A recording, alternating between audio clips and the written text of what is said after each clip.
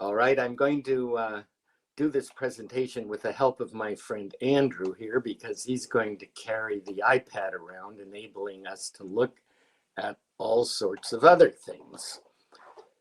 So a little overview on water power. The two things that you're always looking for are head and flow. Head is the vertical distance the water travels through, and that's comparable to the pressure. Usually you have a pipeline that brings water from a higher point to a lower point. The other component is the flow, how much water you have. And those two things together are combined, enable you to predict how much power you can produce. We'll get more into that later. To give you an overview of how the energy balance works here, the sun evaporates water, brings it up into the clouds, and it rains and it forms a brook or a river, and then it's dropping in elevation until it eventually goes to the ocean or a other area. But anyway, it's concentrated power compared to solar, but it's much less efficient in terms of solar panels can capture much more energy from the sun, but the water power has been concentrated down by its inherent nature so that even a high pressure water going through a small nozzle can create quite a bit of power. Now, I started out building the first machines for myself. I was just fooling around. I needed my own source of power. And eventually, I got a little more sophisticated and started making machines for other people. Fortunately, I was able to work at a job as a carpenter while I was expanding my business, and eventually went full-time in the 80s, where all I did was make water power machines. Now, I would like to take a little tour around the shop here.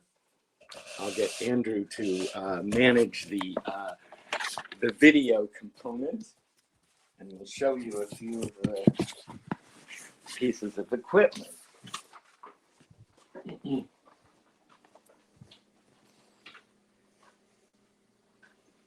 First, I'm going to do a little demonstration here, as it's all about electricity is generally produced in a generator as opposed to a solar panel by magnets moving through a coil of wire. Now, if you can see this meter, just moving a magnet by this coil causes electricity to be generated. So there's a number of ways we can do that, but just for fun, I put these here's a little electric motor. When I spin the shaft, generates enough power to light up an LED. But we've moved on since then and gotten a little bigger. And now we have machines with magnets in the rotor. Here's one over here, not in the machine. So this is spun by a turbine wheel. And inside here are more coils of wire that generate the electricity. Attached to the bottom, you see a stainless steel turbine wheel. And the water comes in through nozzles in the side of the machine, striking the turbine wheel and converting the energy of the water into shaft power and driving the generator. Now, we're almost always trying to generate electricity. That's what runs everything in our lives. There's other possibilities, but we could make compressed air, we could do other things. But everybody's using electricity these days. So there are several different kinds of turbines required to cover the range of possibilities. When the head is very low, you would want to use a propeller turbine. And here I have guide vane assembly that we made. The water comes in through these vanes, and the turbine wheel is in the middle and spins around, connected to a shaft, connected to a generator.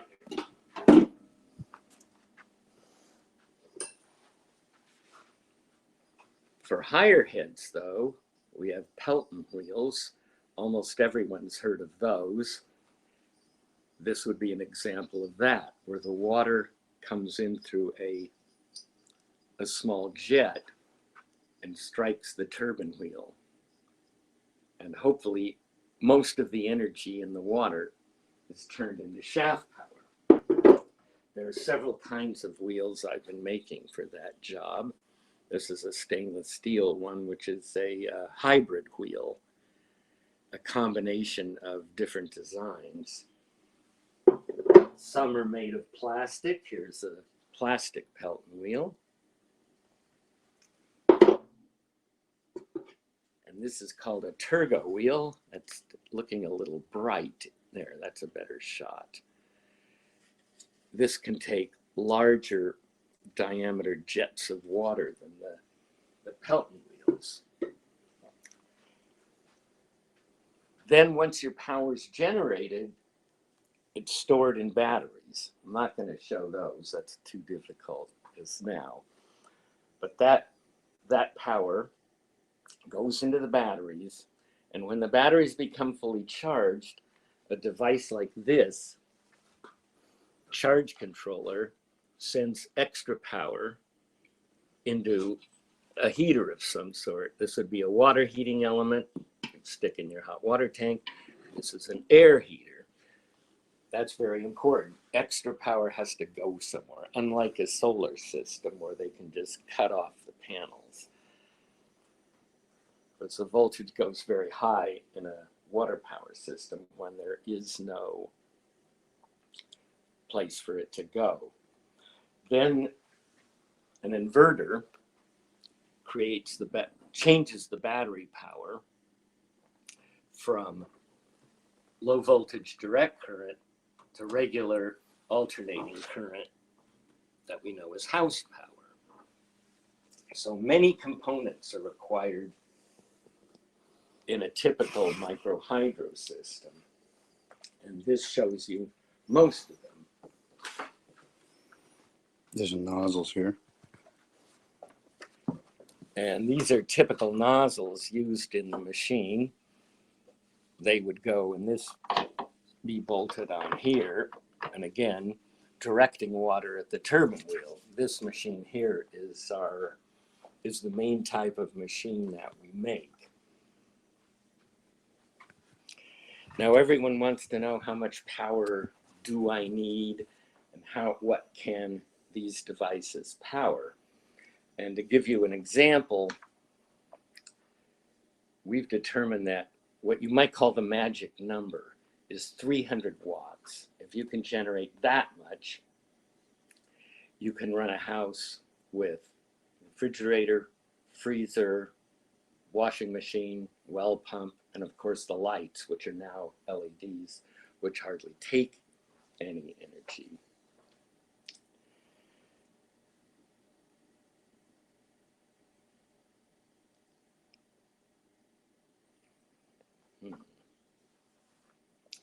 Anyway, this is the overview of the system, which should give you some idea of what's going on. Now, if someone wants to take a screenshot of this, this would be a rule of thumb formula for figuring out how much power you can generate. Basically what it says is multiply the head by the flow. And in English units, if you multiply the head in feet by gallons per minute and divide by 10, you'll get watts. So I mentioned that figure of 300 watts.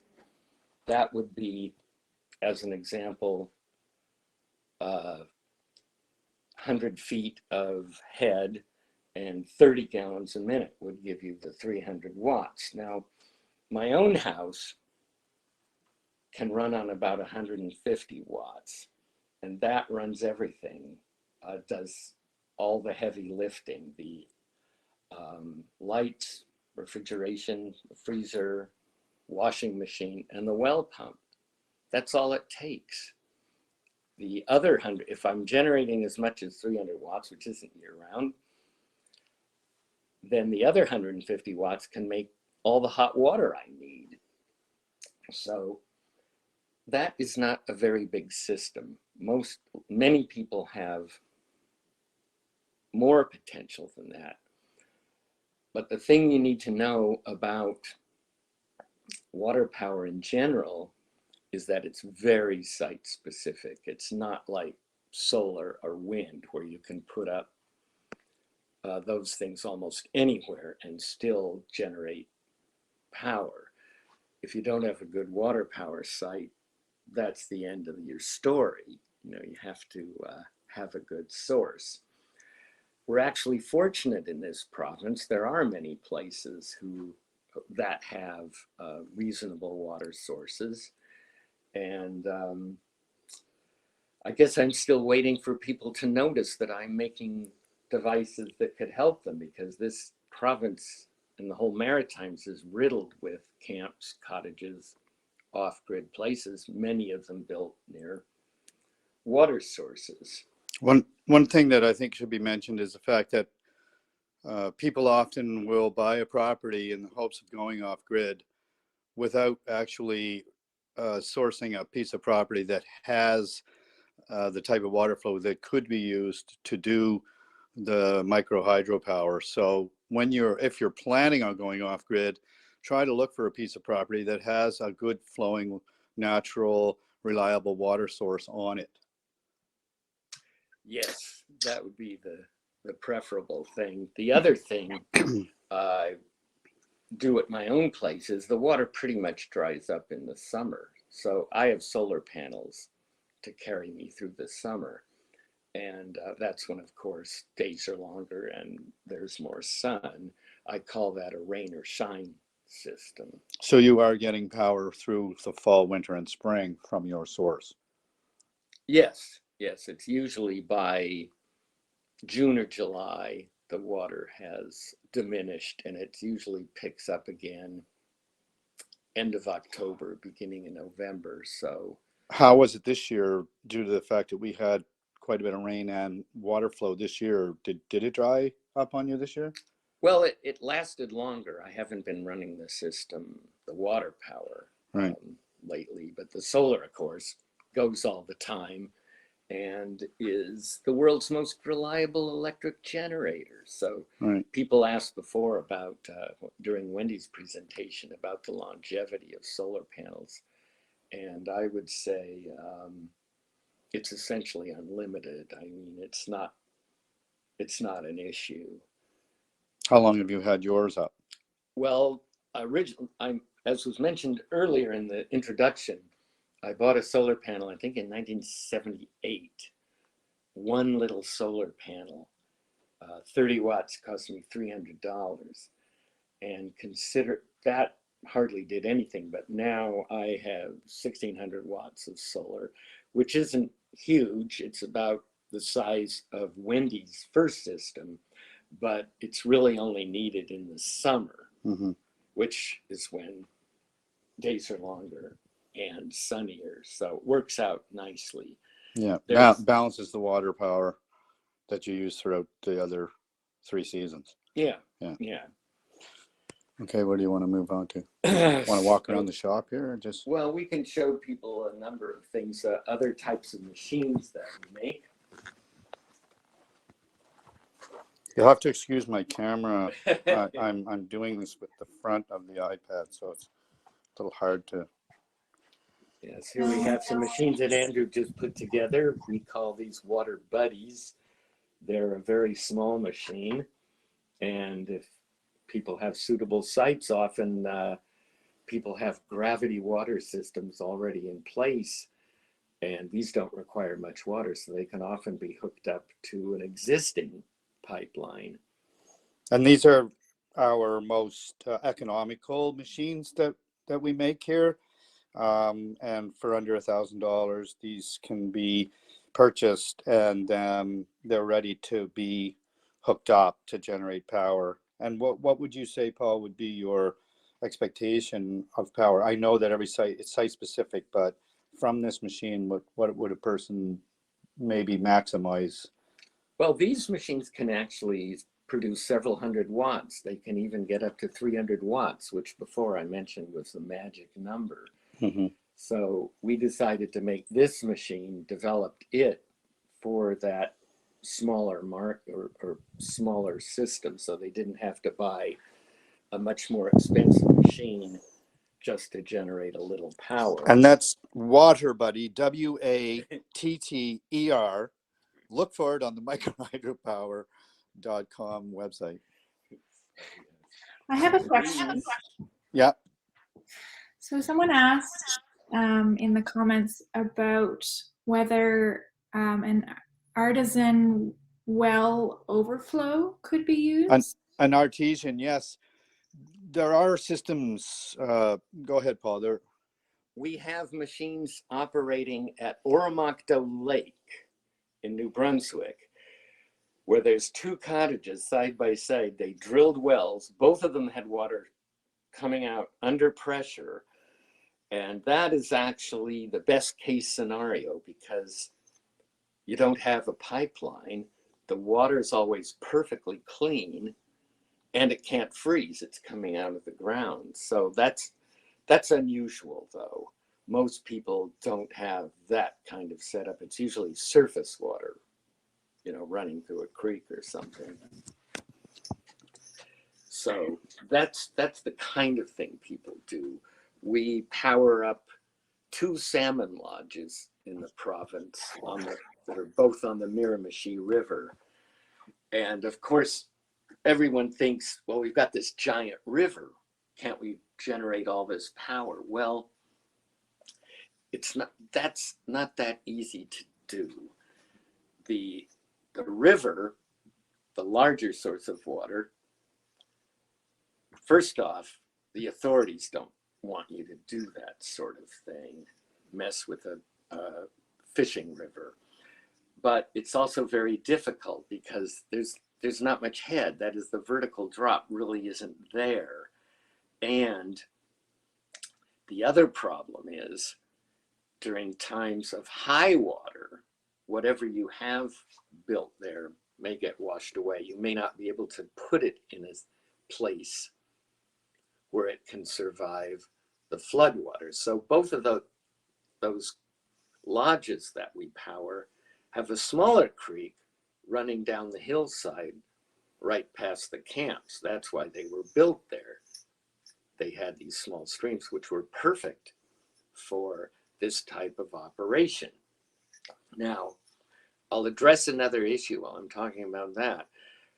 Both of these camps operate in the summer only, and both have above ground pipelines, which is not usually the case. People who live year round would typically bury the pipeline and that way keep it from freezing because the water continues to run. The water itself, it may ice over the creek, but that water is still coming. It doesn't just all turn to ice. There's a question here, Paul. He says, does he have an example of the unit I would need for my artesian well? So any of the systems would, depending on the amount of flow that you have, the systems that we've shown already could be adapted to it, but it would have to come down to the formula for how much water is being produced, by the minute or whatever, the flow. Yeah. It's in this case, it's not the head because the water is moving on its own. It just would be the amount of flow, Well, right? still the head is still there. You still need to be under pressure. The pressure has to be there. But so in answer to the artesian well question, you have to measure this. Now, this is a little tricky with the artesian well because you have to contain that water somehow. You have to attach to the wellhead some sort of plumbing where you can channel the water to a machine. So what you need to do is contain the water with the plumbing and then restrict the flow, because you have two opposite conditions. You have one with the maximum flow, but you're not restricting it, so it has no pressure. As you restrict the flow, the pressure rises, but the flow usually decreases to the point, if you turn it completely off, you have maximum pressure but no flow. So somewhere in between, you'll have to make a little chart. You know, I've got this much pressure, this much flow, and see what the optimum is, where the maximum power. You can just run the water into a bucket and time how long it takes to fill it, or a bigger barrel, that kind of thing. So that's what you need to do to determine the power potential. And if it's enough to use a machine, you can use what we showed first over here. A stream engine. This is our stream engine, which can generate several thousand watts if you have the water, but it could also generate much less. And if you have a smaller site, then the water buddy, that The one on the bench over there that we showed a minute ago, might be suitable for your situation. Anyway, So, oh, sorry. go ahead. I was just wondering if your stream engine, or is that what you called it? Sorry. stream engine, Yes. Yep. Does that actually sit in the water, or is that sitting up on land beside the stream? This machine, the water comes in through these nozzles Mhm. connected to your pipeline, and the water just falls out the bottom. It goes through the turbine wheel and it just falls out. So the machine is mounted near the creek, but not in it. To try and get the maximum head, you want to be a little ways above the creek so it doesn't get flooded in the spring. Okay. Or other times of high water. One of the ones at the Miramichi is running about 3 feet vertically above where the water sprays out of the bottom of the machine back into the creek, and the two pipelines that would be 2-inch diameter run 1,300 feet upstream to a collection unit, which brings the water down through the two pipes to the point where the machine is sitting, generates the power through spinning the turbine, and all of that water goes back into the creek. So there's no redirection of the creek water other than for that 1,300 feet. Yes, that's an important point. The water isn't actually consumed. It goes through the pipeline, through the turbine, then back into the creek. So you end up, and it's not altered in any way. There's no contaminants, nothing like that. So the only thing you've done is the portion of the creek where your pipeline runs parallel to, that part of the creek has less water in it according to how much you've used. I mentioned the example of the salmon fishing lodges. These people have an abundance of water, even in the small creeks. You can't even tell we're taking water from those creeks. And the other thing that should be noted as well is that the box that collects the water upstream is a mesh, so nothing is able to get into it, because if it did, it would clog up the system, obviously, like leaves or any other debris. But most importantly, wildlife is safe. There's nothing that really could get through it unless it was a microscopic organism, and that in itself is just going to go for the ride of its life and then back into the creek 1,300 feet downstream. So if that just might answer a question as to whether or not this could be harmful to any wildlife, then the answer to that would be no. Perfect. Yeah, thank you. What was that? Oh, no, I just said that's great. Yeah. Okay. Yes, well, it's not impossible to hurt things sometimes. I mean, when I was first starting out and I had my machine open and on the ground, I went down to it one time and it had electrocuted a frog. The frog had contacted the output wires, and here was this dead frog. And there are many anecdotes from customers. we have a customer in Australia who a platypus got into his system and was killed, Oh, was chewed up by the turbine. But well, you're not supposed to get in. You're supposed to make arrangements to keep things out. right. But that isn't usually a big problem. So you're really just trying to keep the debris, like the twigs and leaves and things like that, out of the water. Right. But it's rare if it happens at all. Yeah, and it's usually the fault of the owner that was doing something they shouldn't. Like I did, I had a unprotected electrical system and a frog landed on A ground frog, Well, grounded frog. Did you want to show the system out here that we've tied up to the sink, or? Oh, I almost forgot. We have a little demo for you people. Amazing. We'll have to, since we couldn't go down to the creek at my house, that would be a little logistically difficult. We hooked up a small machine. Let's see if we can show this. So this is tied, as you can see, just to the water tap in our shop. And this would, is that a name? Is there a name for that machine, or that's just, no, this is just yeah, for prototype, yeah. Here, could you hold it a little higher? We can get it. Now I'm going to turn the tap on. We have some LEDs here that this powers, and there's a tiny little turbine. Turn on the water. The water's going through the turbine, it's falling out the bottom into the sink, lighting up the LEDs. So again, no, there's no water. Well, I shouldn't say the water's going down the drain. It's not going all over the house. So that just shows you how small of a machine they can, you know, in the event of an emergency, a person could have some lights from something that small.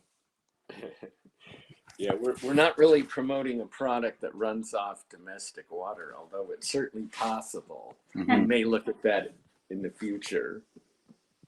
That's really cool. That was like instantaneous that the lights lit up. Very cool. Oh yeah, well, Speed of light. it's just hooked up to the laundry Directly, system. yeah. Yeah, just right So- off the cold water tap, actually. Yeah. I have a question about that. And I thought of it when you were showing the water buddies. Yes.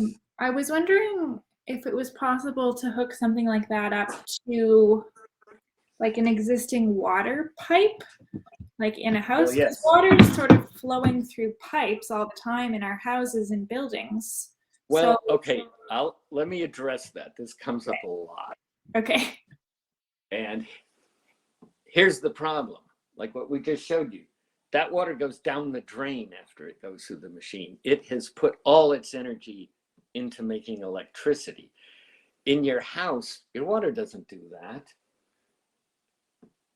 Unless you were washing your hands under the output of the machine, you're not going to be able to do that, because what you're suggesting is, oh yeah, you got this water coming in. Well, that water's under pressure for a reason, so it can go to your sinks, your appliances, and things like that. In order to use the water on the way to those appliances, you'd have to have a different kind of machine that was totally enclosed in the pipeline.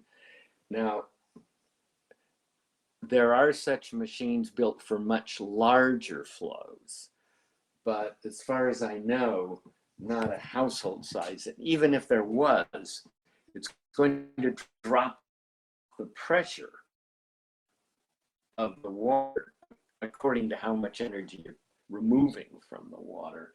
So it's not usually practical to do something like that. I mean, yeah, it sounds great at first. Oh yeah, everybody's got water. But unless you do something like we did, and this doesn't even generate that much power. I mean, you'll find there's not really much water going into a house compared to how much you need to generate power.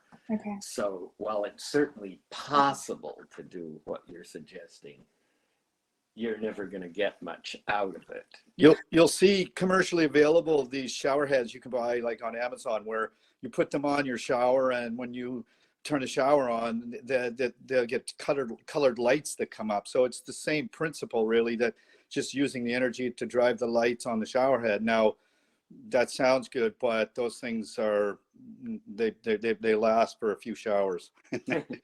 Yes, I have purchased toys like that for fun, and they don't have a long life. But that's not the point. Even if they did, they're just Yeah. sort of gimmicks. Yeah. For sure. What about water? Sorry.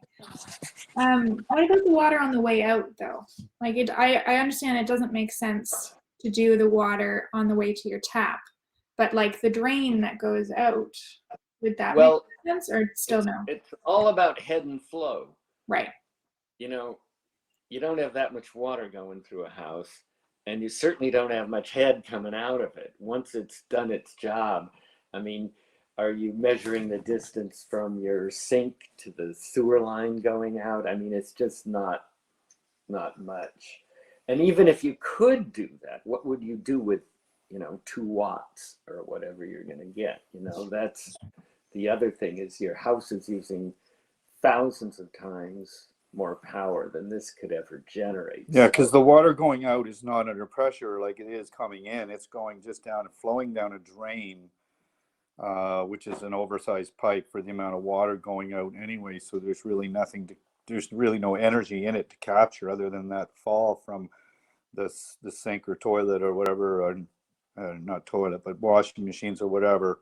It's just going down a drain. So pretty hard to measure any energy from it. This is the workshop here. Milling machine. Paul is the machinist. He has had machinists work here for him in the past, but at the moment, he's the man that operates all of these machines to do the various tasks that are needed to perform the making the generators and so on. They're fairly complex in how they're put together, but he's simplified it to a point where the two of us can put together quite a number of machines in a short period of time. So, and we're right out in Waterford near Poley Mountain. If people know where that is, we're only about 1 kilometer from the base of the hill where we are here. Is there any questions or? Yeah, how are we doing for questions? Is anyone? I have another question, but Sure. while just we're waiting, I know you were mentioning that it only really runs like it dries up in the summer. Well, that's my particular creek. Your creek. It never dries up, but the water gets low enough that I don't feel good taking any more water out of it in the summer. Gotcha. But most years there's abundant water 8 months, 9 months out of the year. And there's many machines that are run throughout the summer that have no issues because of the size of the creek. British Columbia is the best customer in Canada of Paul's equipment, and there's although they also have issues with flow in certain areas, but some of them coastal areas that get a lot of rainfall, their creeks are usually pretty good throughout the year. That's really cool. You mentioned that you have some like turbines made of plastic and some turbines made of metal. Different materials. Yeah, in what situation would you use a plastic one, and what situation would you use the metal one, or does it work like that? Well, yeah, the metal ones are more durable, but at a lot of sites, the plastic one's perfectly fine. It depends on what's going on. Like some sites have a lot of grit in the water, and that would tend to favor a metal turbine wheel. So it wouldn't be, worn away by the grit. But a lot of sites, the water's very clean, and we have plastic turbine wheels on machines generating over 1,000 watts and have been doing so for many years.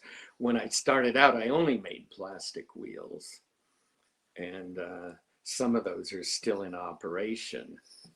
I made a trip to Lasqueti Island in British Columbia a few years ago, and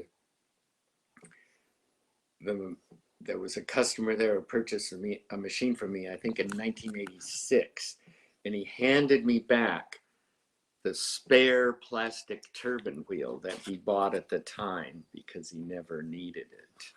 Wow. I'd like to just mention, because it's actually a really kind of a cool thing, but people are familiar with the band Led Zeppelin, and one of their album covers, one of their early album covers, has a photograph of a stone home, like cottage type thing, on the cover of the album. And I think we should just let everybody know that that building is powered by one of Paul's machines. Oh, that's really cool. We do sell all over the world. Yeah, most of the machines do. In Canada, 98% of 99% of everything goes to British Columbia, and they have the conditions, but they also have the mindset of, it's more utopian, I suppose, for doing this type of thing. And this one of the things that we're trying to promote and instill here in New Brunswick is we have a perfect environment for it here. And people should be conscious of the fact that water will be a most reliable source for creating energy. And just find a site. You know, if you're looking for a property, just find a site. Be conscious of what you're looking for, and you could essentially power your life with very little output and a very efficient system. Yes, that's an important point. If you have a good water source, it is by far the best source of energy. It's predictable, it's reliable, the clouds don't affect it, the lack of wind doesn't affect it. It does maybe dry up in the summer, but when you've got it, it's the best power system. Yeah, and then having the solar as a backup, which is what Paul's solar is all you need. And like the ones on the Miramichi have a solar backup to keep the batteries from freezing over the winter, because the hydropower does get shut off. But one thing that needs to be mentioned too is that one of the lodges, in fact, two 6,500 cc diesel motors that had been running since back in the 1960s were replaced by this small machine that Paul has built, the stream engine.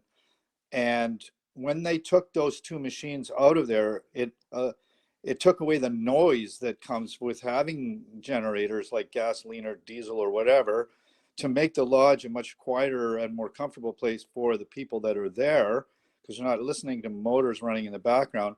But they also took out 25 loads of gravel, which was contaminated with varsol that had been used over the years to clean these diesel generators, and it was leaching towards the stream. So the owner took it upon himself to clean that out of there so that it would effectively become an entirely clean and green site. And he couldn't be happier with the service and the machinery that Paul supplies. That's awesome. Very cool. And we have a question in the comments. Someone was wondering if you perform like site assessments in person, virtual, as part of your sales, or would it be the responsibility of your consumer or your customer to do their homework before the purchase? Well, we do site surveys. However, most of our sales are not in this area. So we don't do very many site surveys, but we certainly do. Like the ones we mentioned, those fishing lodges, you know, we went up to each of them and looked at the situation and made an assessment. And which is nice, because we're able to go there when we need to like check on things and make sure everything is operating well. So being in our province is good. So that's why, you know, this type of thing is great, because it can promote something that's very viable to the people of this area. For sure. Do you find you have to do a lot of like checking up on systems and maintenance and that sort of thing? Or it Well, no, depends? we don't have that many around here. I mean, the Maritimes is barely a market for our systems. Most of them are exported out of the area or out of the country, so we're not anywhere near them. So once in a while, we get to go somewhere to do an installation. Like I've been to Australia, I've been to Jamaica, you know, to see about installing a site. So it doesn't happen that often. I've often been, the suggestion has been made, why aren't you in British Columbia if that's where the market is? Well, I lived in Vancouver for 3 years before I moved here, but I wasn't doing this then. So, and I don't think I'll be moving back. I'm pretty happy where I am. That's awesome. So actually, it's Daniel here. I have a couple of questions that I'd like to jump in with, if that's all right. Yeah.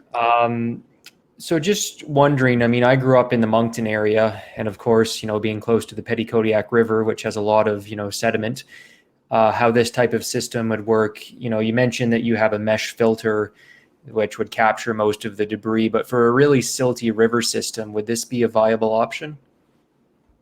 Oh, that's not even a problem. Yeah. I mean, the stainless steel runners that we've got, even in fairly dirty water, would last a lifetime. You know, I've only been making the machines for 40 years, and even some of the plastic wheels are still in service. We did switch from bronze to stainless steel, finding it to be better material. And there were various other logistic reasons for that to do with the foundries themselves, but now it's either plastic or stainless steel. And you know what I found, I mean, having been doing this for a while, is that even the bronze runners, some customers would have water that was corrosive and the bronze wheels would actually disappear. I can show you. The other thing is the Petitcodiac River wouldn't be a viable source because it doesn't have the head. It has lots of flow, obviously, and there is a low head machine, but that needs to be within about at least at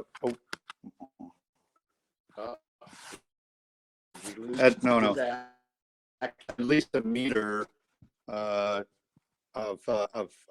head to do that. And here's a bronze runner that ran for several years in very toxic water. See the holes right through it? And these blades are now paper thin. It was still working, but there's not much left of it. And you can feel, I think it's lost about 1 kilogram of its weight. So here's one, another one that you can see it, the surface. It's all pitted. Is completely chewed out. Neither of these turbine wheels were wearing out. And here's the replacement down below here. Yeah, this is the replacement for the bronze, was the stainless steel, and we built them out of wax here, and then they're sent away to Ontario and cast in stainless steel at an investment casting company in Niagara. And here they are. This is a mold, a rubber mold that's used to create that wheel, and then those are what we send away. But there's various types, of course. This one here is constructed out of that central disc made out of wax, and all of these wheels are separate, and we weld it together. Right here, we make the blades. We make the blades out of in an injection mold system, and then Paul casts the disc, and then those are all put together around the circle, and then we weld those together using a soldering equipment, and then those are also sent out to be cast in in Ontario, Mississauga. Yeah, so we make these, and then the foundry Does the replaces the stainless. wax with metal, Yeah. which was how the same process that most jewelry is made. So lost wax method of, Yeah. of casting.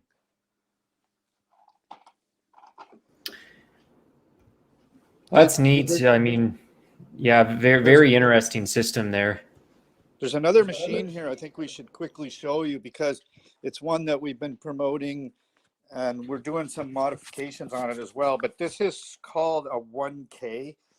And the reason it was called a 1K was because it could produce 1 kilowatt of power and be $1,000. Now, the price has risen on that somewhat, partly due to inflation, but also with the COVID, everything has changed somewhat. But it's I think it's around 1,500 or so now for the machine. But that one, this is without the cover, and the cover that we have for it is a plastic cover that has to go to a certain spot. But and then what we're doing now is developing a new cover for it made out of stainless steel. But those are very, basically it's a stream engine with a different generator on it than the ones that we construct here from scratch. Yeah, there's a number of reasons why we made our own generators, but we're expanding our product line because now there's electronic equipment that can optimize the output. We used to do that mechanically. We could raise or lower the magnet rotor, and that would change the output, because the whole idea is you're trying to get the machine to operate at its best point, and that can be done either mechanically, which is more expensive, or electronically. And now that there's equipment that can do that, we're looking into that sort of system. I noticed there's a question here. Can you comment on the power quality of the systems? Do you need some buffer, inverter, and batteries or other solution to be able to integrate these systems into the electrical system of a house? Okay, I'll speak to that. Almost all our systems charge batteries, and the batteries power an inverter. The inverter takes care of producing the high quality power. When I first started out, the inverters were not very good. Now they're wonderful. The inverters can do anything. Inverters can automatically start your backup generator, this sort of thing. But the power quality of a good inverter is now higher than most utilities produce. Now, interesting point though is the battery systems like we are involved with are the first level of entry into this. If you can generate 4, 5, 6 kilowatts of continuous power, you can do what's called AC direct. You can run the power directly from your generator to power the house. That's what the utilities do. Battery storage in utilities is a very recent thing, and that's really similar to what we're doing. But the point is, for these smaller systems, for single family dwellings, the battery-based systems make a lot of sense. They also make it possible for you to work on your machine while the system keeps running, because the batteries are storing the power. You can go down, you can put new bearings in your generator without interrupting the power to your house. So that part's very good. And the maintenance is all doable. And we have the manual, obviously, that would ship with every machine. So it tells what and when, what type of maintenance needs to be done. I mean, it's like anything else. There's a certain amount of you making sure your lines are clear, make sure your collection area is free of debris once in a while, these kind of things that need to be looked after. But it's not a huge amount of maintenance. It's just something that with everything, there's going to be some, obviously. Yeah, that's true. The maintenance consists mostly of trying to keep the water clean, because there might be a heavy leaf load in the fall or something like that. And changing the bearings once in a while. Mhm. That's really the major things that need to be done. And I see there's a question. What is the price range? Well, anywhere from $1,000 to $3,000. For our machine, a complete system could cost you up to $10,000. And if that sounds like a lot of money, I would say it powers your house. That's cheap. Yeah.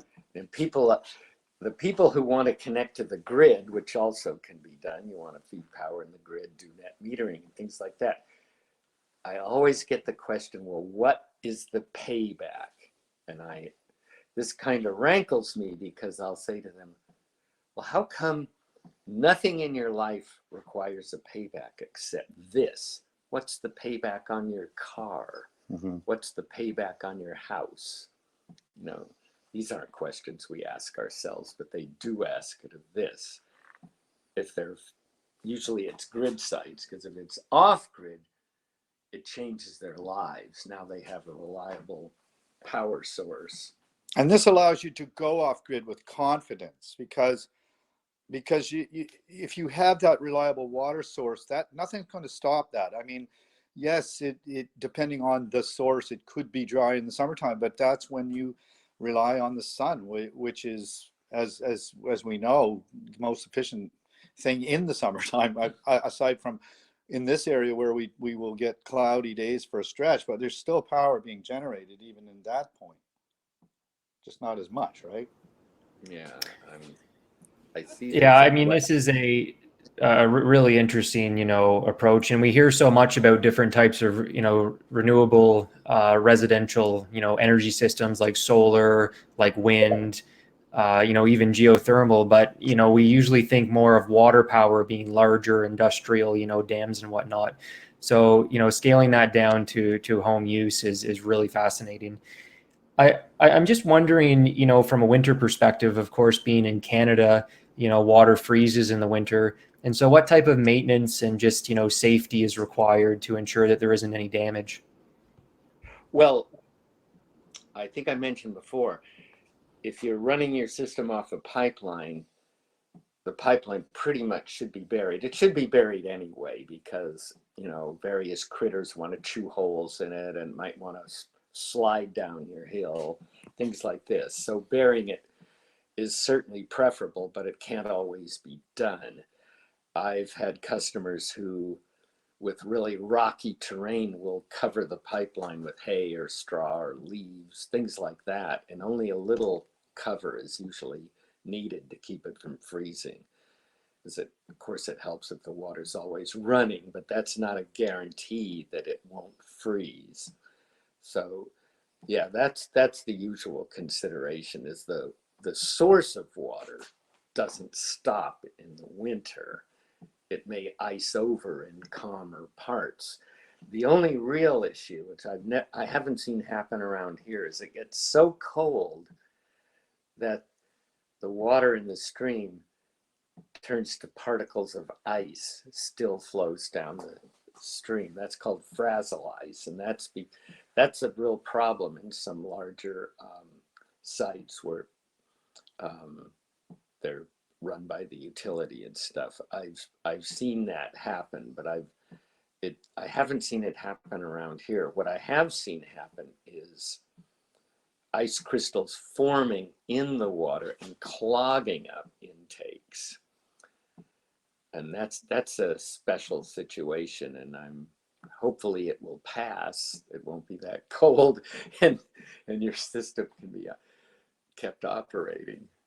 Yeah, I mean, is it common, that problem? No, not really, yeah. But I'm trying to address all the cold water. You have seen it. Yeah, you have seen it. Yeah. Excellent. Well, really, yes. Yeah, climate change will maybe help some of that. Yeah, well, it has already. Yeah. No, that's really fascinating. I really appreciate this presentation and learning more about this. And I think we just have a little bit of time left. I might squeeze in one final question.